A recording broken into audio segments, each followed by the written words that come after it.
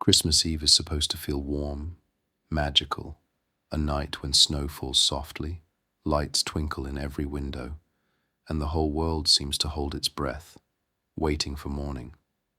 At least that's what I used to think.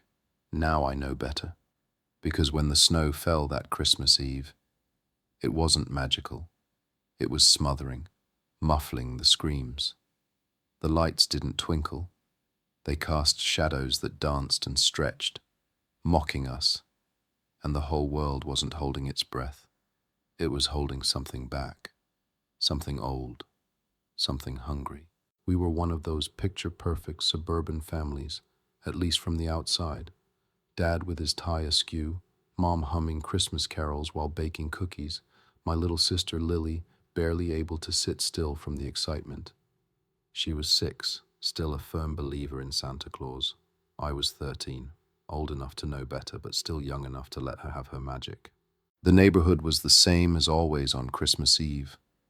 Houses lined with blinking lights, inflatable snowmen wobbling in the yards.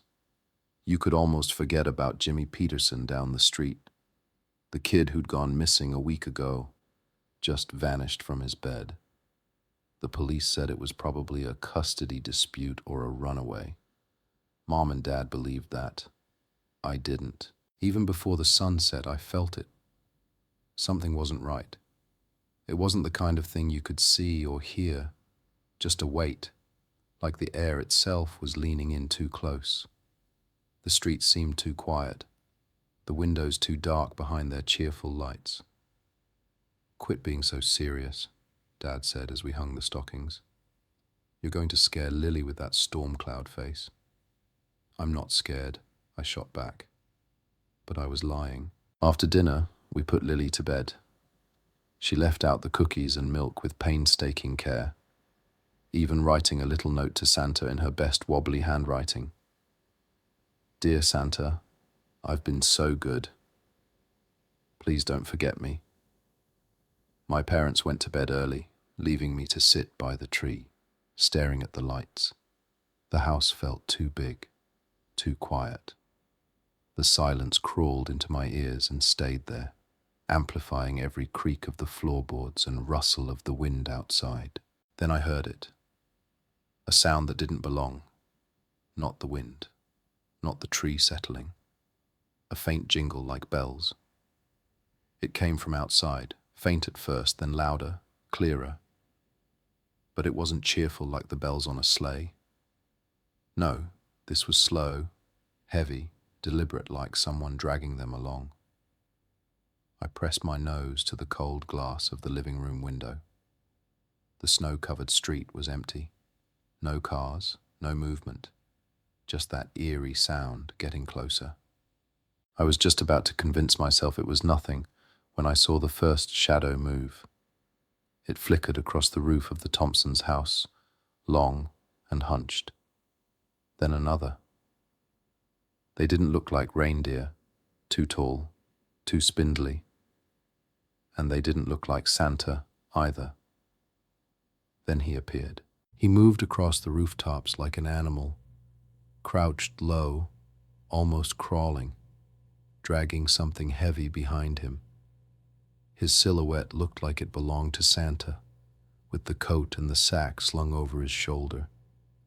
But that's where the resemblance ended. Even from a distance, I could see his proportions were wrong. His legs were too long, his shoulders too broad, and his head turned in jerky, unnatural movements. I stumbled back from the window, heart racing. My first thought was to wake my parents, but the noise stopped me. A scratching, scrabbling sound on the roof. Our roof. I stood frozen as the sound moved toward the chimney. My breath caught in my throat when I heard the faintest thud, something landing in the living room behind me. I turned slowly. The Christmas tree lights flickered, casting just enough glow to see the figure standing by the fireplace. He was enormous, hunched so his shoulders brushed the top of the mantel. His red suit was filthy, the fabric torn and hanging in strips. The beard was there, but it was yellowed, matted with dirt, or something worse. His hat sat crooked on his head, the white trim stained, and his face, God, his face. The eyes were sunken pits, gleaming faintly, like animal eyes catching light. His mouth stretched too far, full of crooked, sharp teeth that seemed to shine wetly in the glow of the Christmas lights. He smiled at me, wide and knowing, and I swear I heard a sound, a low, wet chuckle. The sack slung over his shoulder writhed. Whatever was inside wasn't presence. It was moving, squirming. He dropped it with a thud, and a muffled cry came from within. That broke my paralysis. I bolted up the stairs, nearly tripping in my panic, and flung open Lily's door. She was already sitting up in bed, rubbing her eyes. "What's wrong?" she whispered. "Shh," I hissed, dragging her out of bed. "We have to hide." I pushed her into the closet and climbed in after her, pulling the door shut just as the floorboards creaked outside her room. I pressed a hand over her mouth to keep her quiet, my other hand trembling so hard I thought it would give us away. The door opened slowly, the hinges groaning. Through the slats in the closet door, I saw him. He stood in the doorway, his head cocked to the side like he was listening. He sniffed the air, low and loud, then let out a guttural growl. Lily whimpered against my hand, and I squeezed her tighter. He took a step closer, his boots thudding against the hardwood. Then another. I thought he'd found us, but at the last second, he turned toward the window. He climbed through it, disappearing into the night as silently as he'd come. We stayed in that closet until the first light of dawn crept through the cracks.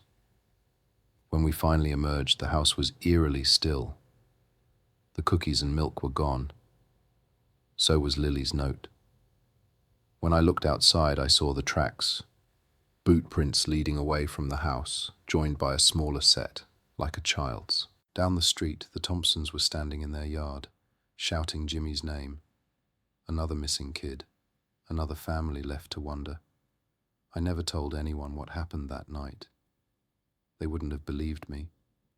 But every Christmas Eve, when the snow falls and the streets go quiet, I stay awake, listening. Because somewhere out there, he's still coming, and the next time, he might not leave me behind.